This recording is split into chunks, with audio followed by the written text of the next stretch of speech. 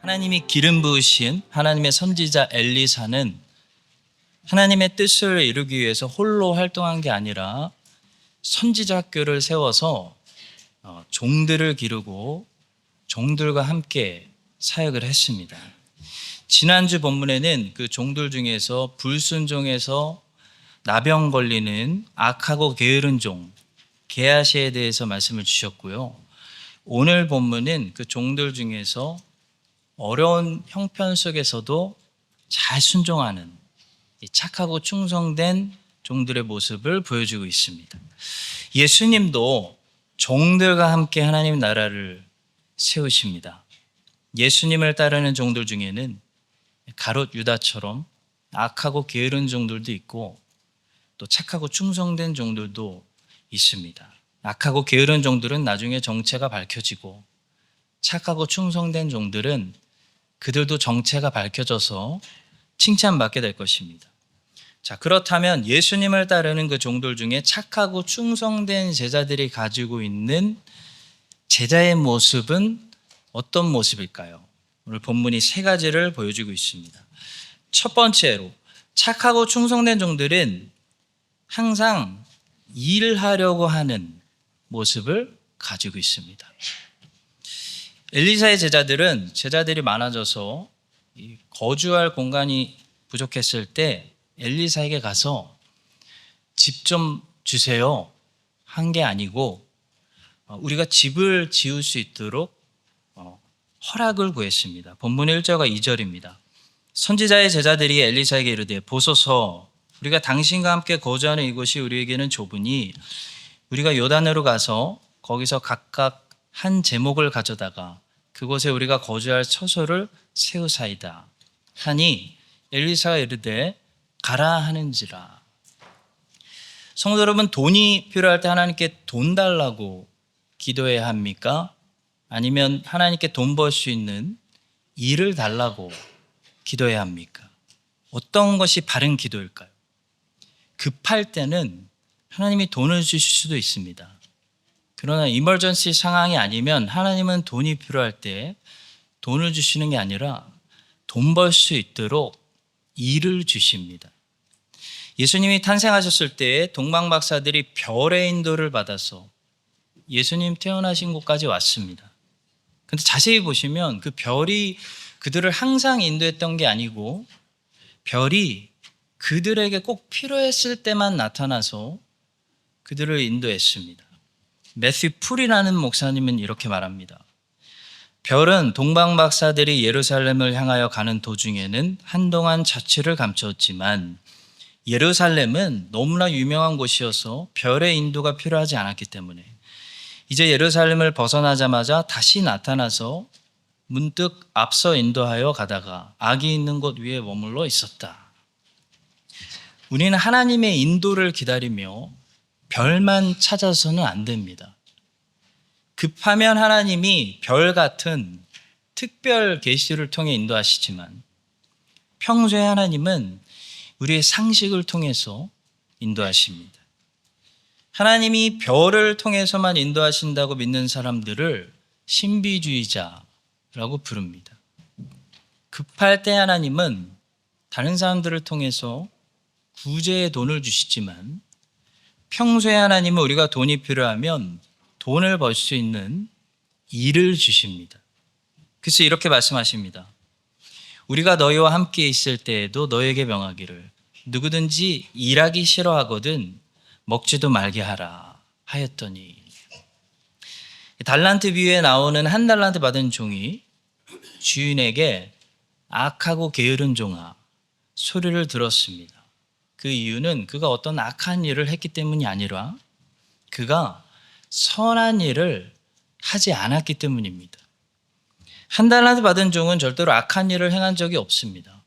다른 사람들을 괴롭힌 적도 없고 세상에 해를 끼친 적도 없고 어디 가서 범죄하지도 않았습니다. 그는 한 달란트를 그냥 안전하게 땅에 묻어두고 아무 일도 하지 않았습니다. 주인이 선한 일을 할 수 있는 기회를 줬는데 그 기회를 사용하지 않고 선한 일을 행하지 않는 것, 그것이 주인이 봤을 때 악한 행동이다 라는 거죠. 리차드 백스터 목사님은 기가 막힌 말을 남겼습니다. 아무 해도 끼치지 않는다는 말은 돌에 대한 찬사지 사람에 대한 찬사가 아니다. 돌은 나에게 굴러 떨어지지만 않으면, 나를 향해 날아오지만 않으면 그냥 그 자리에 가만히만 있어주면 너 잘했다, 네가 돌로서 돌의 역할을 잘했구나라는 찬사를 들을 수가 있겠습니다. 왜냐하면 날아와서 사람을 때리거나 굴러 떨어져서 사람에게 해를 입히는 나쁜 돌들도 있기 때문이죠. 그러나 사람은 하나님 보실 때 아무리 다른 사람에게 큰 해를 끼치지 않고 아무리 범죄를 저지른 적이 없어도 선한 일을 행하고 하나님의 일을 행하지 않으면 하나님 보실 때 악한 사람이 되는 것입니다. 왜냐하면 하나님은 돌에게는 선한 일을 행할 수 있는 기회를 주시지 않지만 사람에게는 선한 일을 행하고 많이 열매 맺을 수 있는 한 달란트라는 엄청난 기회를 주셨기 때문입니다. 제이씨 라일 목사님은 우리에게 말합니다. 비유 가운데 나오는 무익한 종이 강도나 도둑이거나 하나님의 재물을 횡령한 것은 아니었다. 하지만 그는 아무것도 하지 않았다. 그것이 바로 문제다. 아무것도 하지 않는 기독교를 주의하라. 이런 기독교는 하나님의 성령으로부터 나온 것이 아니다.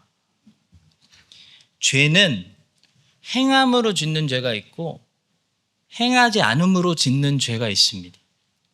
예수님께서 달란트 비유에서 책망하고자 하시는 죄는 행함으로 짓는 죄가 아니고 행하지 않음으로 짓는 죄, 그걸 책망하시는 겁니다.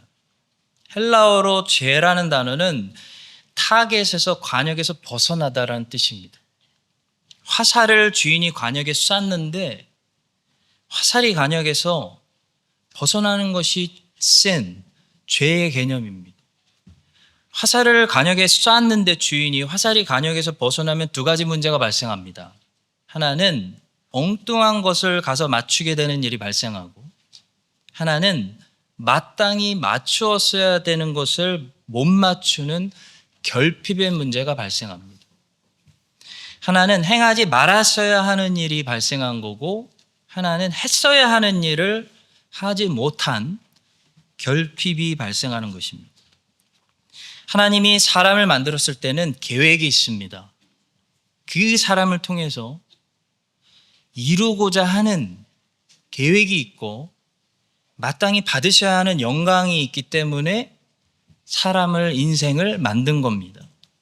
근데 하나님을 위해서 일하지 않는 사람은 마땅히 했어야 하는 일을 하지 않은 죄를 짓게 되는 거죠.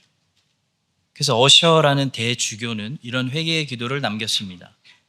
주여 나의 모든 죄를 용서하시되 특별히 내가 하지 않음으로 지은 모든 죄를 용서하소서. 자동차는 잘 굴러가야 좋은 차지 가만히 게러지에 멈춰 있으면 좋은 차가 아닙니다.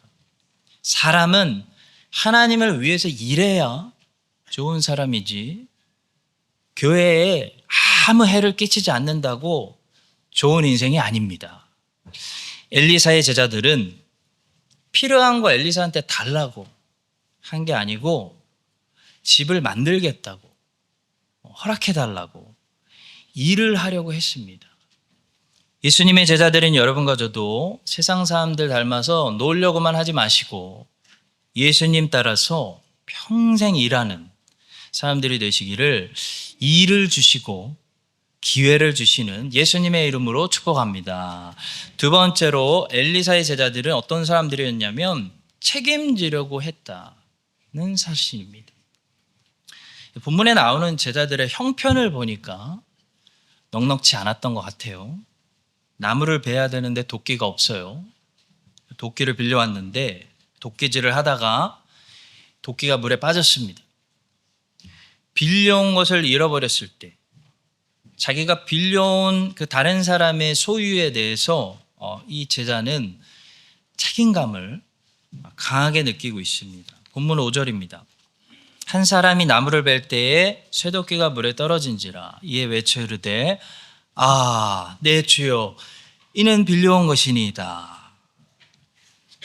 엘리사의 제자는 이 다른 사람의 소유물 중에 쇠도끼 하나만 잃어버려도 내 주여 하면서 크게 책임감을 느끼고 있는데요. 예수님의 제자들인 우리들은 내 죄 때문에 다른 사람들에게 평생 해를 끼치고도 내 주여 하는 것이 없고 하나님께 용서받았어요. 하나님께 용서만 받으면 모든 것이 해결된 것처럼 생각하는 무책임한 사람들로 보이지 않도록 조심해야 됩니다. 우리는 죄를 용서받고 죄사함을 받아도 벌을 달게 받을 수 있습니다. 벌은 심판이 아닙니다. 벌은 책임에 더 가까운 단어입니다. 벌은 오히려 죄를 용서받고 죄사함을 제대로 받았다는 사실을 우리에게 확증해 주는, 우리에게 꼭 필요한 그런 절차일 수 있습니다.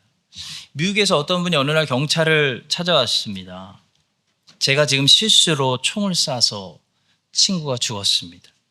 너무 무섭고 두려워서 지금 바로 경찰서로 왔습니다. 그분은 아주 점잖게 경찰의 모든 조사에 잘 협조했습니다. 이 그분의 태도를 보니까 정말 실수로 총알이 날아가서 친구가 죽었다는 사실을 확인했어요. 사건을 덮으려거나 도주하려거나 하지도 않았고 모든 조사에 잘 협조했기 때문에 경찰들도 그분에게 고마워했습니다. 자, 그래서 그분은 어떻게 됐을까요? 잘 감옥에 가셨습니다.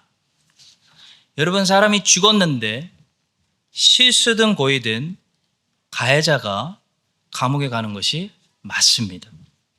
사람을 죽인 살인자도 용서받을 수 있습니다. 그러나 용서받았다고 해서 감옥에 안 가면 안 되는 것처럼 감옥에 가서 형을 살고 벌을 잘 받아야 스스로도 자기를 용서할 수 있고요. 감옥에서 나와서 새 출발할 수 있는 것처럼 우리는 하나님께 용서받고 죄사함을 받아도 벌을 받을 수 있고 벌을 달게 받아야 회개에 합당한 열매를 맺고 천국에서 다시 새 출발할 수 있습니다. 십자가 위에 두 강도가 있었습니다.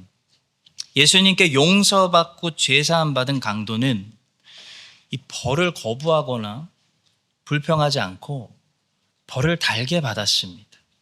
근데 옆에서 용서받지 못하고 죄사함 받지 못한 다른 강도는 벌에 대해서 어떻게 반응했나요?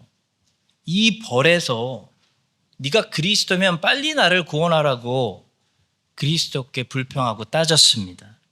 달린 행악자 중 하나는 비방하여 이르되 내가 그리스도가 아니냐 너와 우리를 구원하라. 십자가에서 구원하라는 거예요. 지옥에서 구원하라는 게 아니라 이 벌에서 구원하라는 겁니다. 그 사람은 용서받지 못했기 때문에 벌도 달게 받지 않았습니다. 그때 용서받은 강도가 그 다른 강도를 책망하면서 뭐라고 그랬냐면 어떻게 우리들은 달게 벌을 받아야 하는지 이렇게 말했습니다. 우리는 우리가 행한 일에 상당한 보응을 받는 것이니 이에 당연하거니와. 당연하다. 여기서 상당하는 마땅하다라는 말로 번역해도 좋습니다. 다윗이 말년에 인구조사를 해서 하나님 앞에 큰 죄를 다시 지었습니다. 그때 하나님께서는 자기의 잘못을 인정하고 회개하는 다윗의 죄를 용서해 주셨습니다. 하나님이 용서해 주셨는데 벌을 주셨습니다. 다윗에게 벌을 선택하라고 하셨습니다. 다윗은 하나님께 이미 용서를 받았고 죄사함을 받았지만 하나님이 제시한 세 가지 벌 중에 하나를 선택해서 벌을 받았습니다. 가서 다윗에게 말하여 이르기를 여호와의 말씀이 내가 네게 세 가지를 내어 놓으리니 그 중에서 하나를 내가 택하라. 내가 그것을 내게 행하리라 하셨다. 하라 하신지라. 벌은 심판이 아닙니다. 다윗이 벌을 받았다는 것은 다윗이 자기가 잘못한 일에 책임을 졌다, 감당했다라는 사실을 말하는 것입니다. 출애굽한 이스라엘이 광야에서 하나님을 불신했습니다. 그때 하나님은 모세의 살려달라는 중보기도를 들으시고 그들의 죄를 용서하셨습니다. 그런데 하나님은 그들에게 40년 더 광야에 살아야 하는 벌을 내리셨습니다. 하나님은 분명히 그들의 죄를 사하셨지만 그들에게 합당한 마땅한 벌을 내리셨습니다. 구하옵나니 주의 인자의 관대하심을 따라 이 백성의 죄악을 사하시되 애굽에서부터 지금까지 이 백성을 사하신 것 같이 사하시옵소서. 여호와께서 이르시되 내가 내 말대로 사하노라. 용서하셨습니다. 그러나 진실로 내가 살아있는 것과 여호와의 영광이 온 세계에 충만한 것을 두고 맹세하노니 내 영광과 애굽과 광야에서 행한 내 이적을 보고서도 이같이 10번이나 나를 시험하고 내 목소리를 청정하지 아니한 그 사람들은 내가 그들의 조상들에게 맹세한 땅을 결단코 보지 못할 것이요 또 나를 멸시하는 사람은 한 사람도 그것을 보지 못하리라. 하나님은 심지어 왜 40년인지 그 이유도 아주 정확하게 설명해 주셨어요. 재판장이 형을 선포할 때 이러이러한 이유로 당신은 20년, 당신은 25년 선포하는 것처럼 하나님이 왜 40년 형인지 이유를 설명해 주세요. 이스라엘의 정탐꾼이 40일 동안 가나안 땅을 정탐했습니다. 그 말은 충분히 그 땅이 하나님이 말씀하신 대로 기름지고 풍성하고 좋은 땅이라는 사실을 눈으로 확인한 거예요. 하나님 말씀이 맞았구나. 충분한 증거로 보여주시는데도 불구하고 그들은 하나님의 약속을 믿지 못했어요.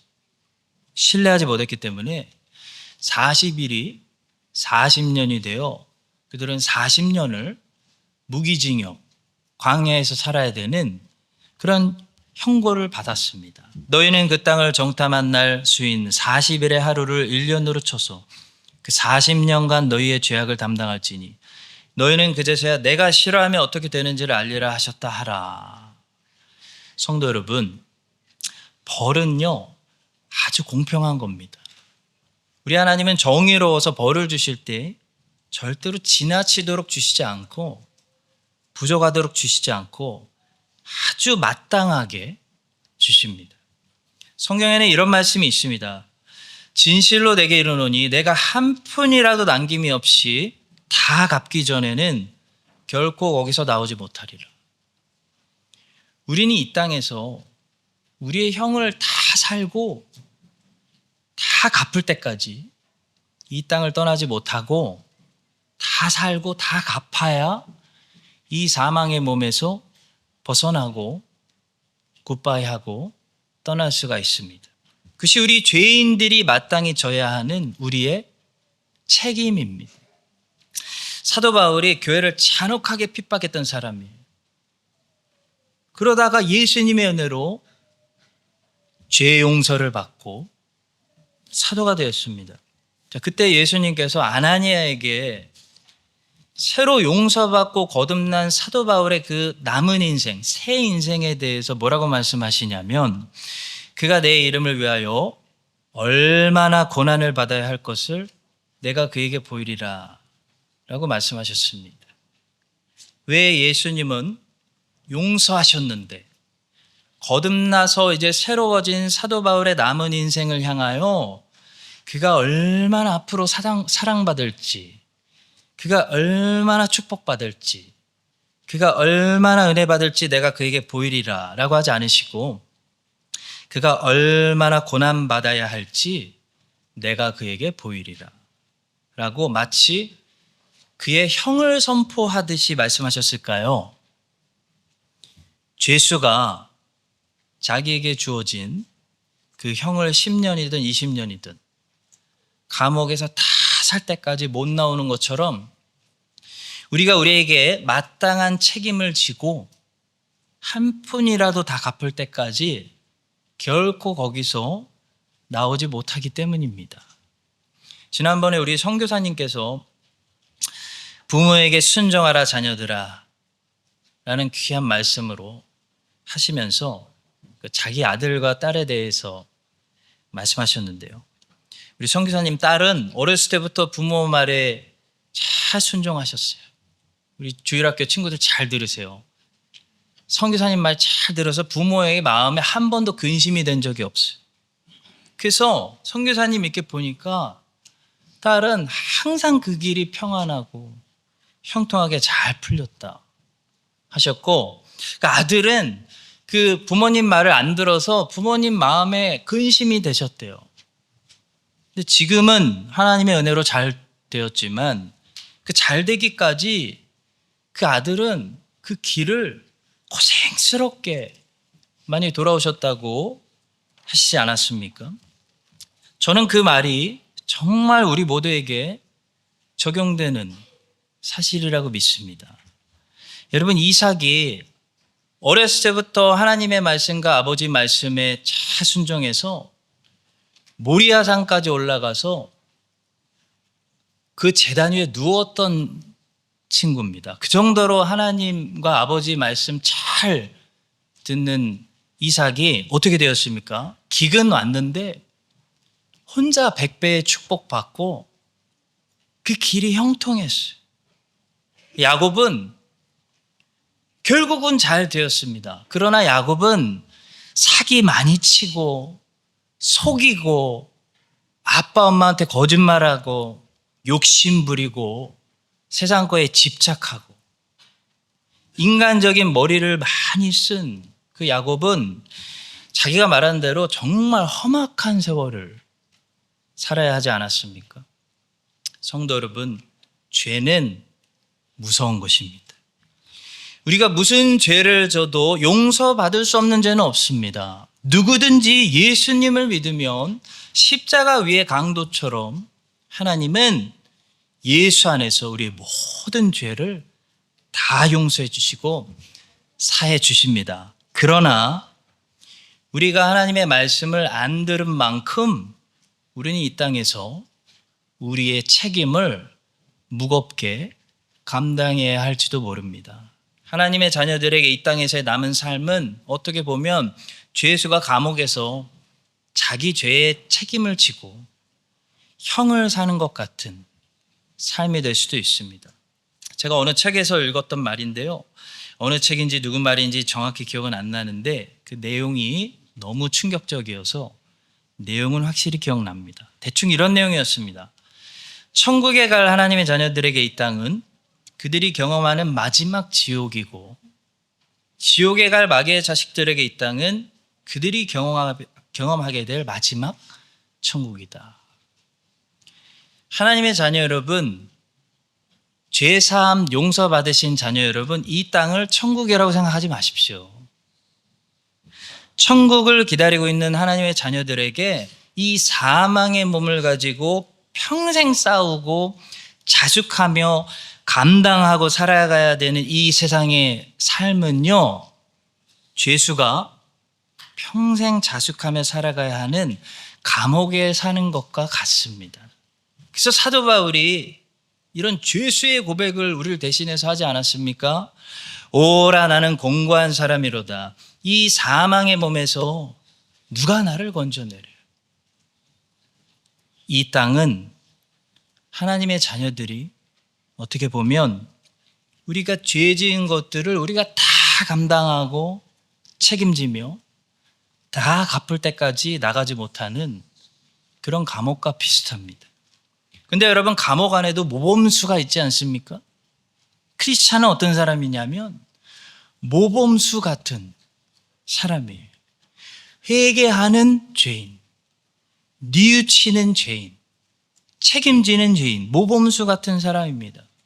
왜냐하면 책임지고 있지만, 감당하고 있지만 크리스찬은 용서받았어요. 죄사함 받았기 때문입니다. 여러분과 제가 죄사함 받은 죄인들로서 죄인의 책임을 지고 이 땅에서 마지막 날까지 모범수처럼 회개하는 죄인으로, 책임지는 죄인으로 잘 자숙하며 살아갈 수 있기를 예수님의 이름으로 축복합니다. 마지막 세 번째로, 선지자의 제자들은 선지자의 허락 없이는 가려고 하지 않았고 선지자의 동행 없이는 가려고 하지 않았다는 사실입니다.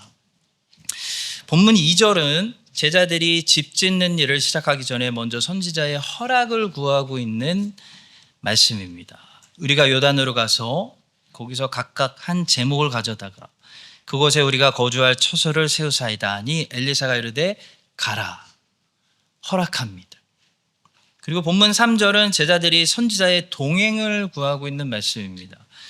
그 하나가 이르되 청하건대 당신도 종들과 함께 하소서 하니 엘리사가 이르되 내가 가리라, 함께 하리라.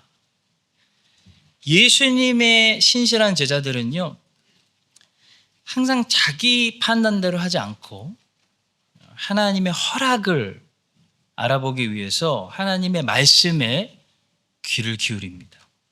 그리고 예수님의 제자들은 항상 예수님을 위해서 무슨 일을 하기보다는 예수님과 함께 무엇이든 하는 것을 자신들의 사명이라고 생각합니다. 자기의 생명이라고 생각합니다. 그래서 예수님이 나와 함께 하고 계시는지를 신경 쓰고 체크하고 돌아봅니다. 이게 제자가 가지고 있는 모습입니다. 여러분, 어떤 일을 하시기 전에 이게 하나님이 허락하시는 하나님의 뜻과 반대되지 않는 일인지 하나님의 말씀을 항상 들으십니까? 아니면 내가 하고 싶은 일 시작해 놓고 하나님의 말씀을 듣기보다는 기도함으로 하나님이 내 뜻에 좀 맞추시고 하나님이 내가 하려는 일을 좀 밀어주시고 지지해 주시기를 바라고 있습니까? 또 하나님을 위해서 놀라운 일들을, 많은 일들을 행하고 있지만 하나님과 함께 매일 교제하고 동행하고 있지는 않으면서 하나님과 멀리 있으면서 하나님의 일을 나는 많이 한다고 하고 있지는 않습니까? 그건 제자의 삶이 아닙니다. 제자는 하나님의 말씀에 귀를 기울입니다. 그래서 이게 하나님의 뜻인지, 이게 하나님이 기뻐하시는, 허락하시는 일인지 항상 듣습니다. 그리고 하나님이 나와 함께 하시는지, 이 교회가 무슨 행사를 많이 하는지가 아니라 이 교회에 하나님이 함께 하시는지 그걸 체크합니다. 제자는. 그것이 예수 그리스도의 제자들이 가지고 있는 모습입니다. 하나님 없는 성공은 그들에게 성공할수록 오히려 위험해질 뿐입니다. C.S. 루이스의 선생님이라고 할 수 있는 조지 맥도날드는 말했습니다. 사람이 하나님 없이 행하는 모든 일은 비참하게 실패하거나 아니면 훨씬 더 비참하게 성공한다. 아브라함과 사라가 하나님 상관없이 하가를 통해 임신하는 데 성공했어요. 그러면 이스마엘이라는 열매는 자랄수록 가시가 되는 거예요. 자랄수록 하나님의 뜻, 이삭을 반대하고 핍박하는 짐이 되는 거예요. 사랑하는 성도 여러분, 주님과 함께 하시는 것이 2026년 우리의 소명이지 주를 위해 많은 행사를 하는 게 우리의 소명이 아닙니다. 주님의 뜻대로 세상 사람들이 좋다고 하니까가 아니라 주님이 말씀하시니까 하겠습니다 하는 것이 우리의 제자의 소명입니다. 알렉산더 맥클라렌이라는 훌륭한 강의 설교자는 이런 말을 남겼습니다. 주는 소유자이시고 지배자이시며 나는 주의 종입니다. 소유자와 노예 사이의 관계가 사람들 사이에 존속할 때 그것은 흉악한 범죄가 되지만 그 관계가 하나님과 사람 사이에 존재할 때는 모든 복의 총화가 됩니다. 여러분과 제가 이 사실을 기억하고 주의 말씀에 귀를 기울여서 하나님의 뜻을 헤아리고 모든 일에 하나님의 허락을 구하며 무슨 일을 하더라도 하나님 없이 하려고 하지 않으며 하나님 없이 가려고 하지 않는 예수님의 제자들 되시기를 예수님의 이름으로 축복합니다. 기도하겠습니다. 하나님 없이 하나님께 묻지 않고 아무 일도 행하지 않겠습니다. 하나님의 말씀에 귀를 기울이고 주님의 허락을 구하고 주와 함께 동행하며 살겠습니다. 주님, 우리의 모든 죄를 용서하여 주시고 사하여 주시고 심판을 면하게 하시는 것만으로도 감사하면서 모든 책임을 감당하며 살도록 하겠습니다. 주님, 결과를 달라고 기도하기보다 기회를 달라고 간구하겠습니다. 평생 주를 위해 놀지 않고 일하며 살겠습니다. 주님 오셨을 때 저희들의 인생 속에 주님께 드릴 열매가 있는 착하고 충성된 종아, 그런 종들이 되게 하여 주시옵소서. 예수님의 이름으로 기도합니다.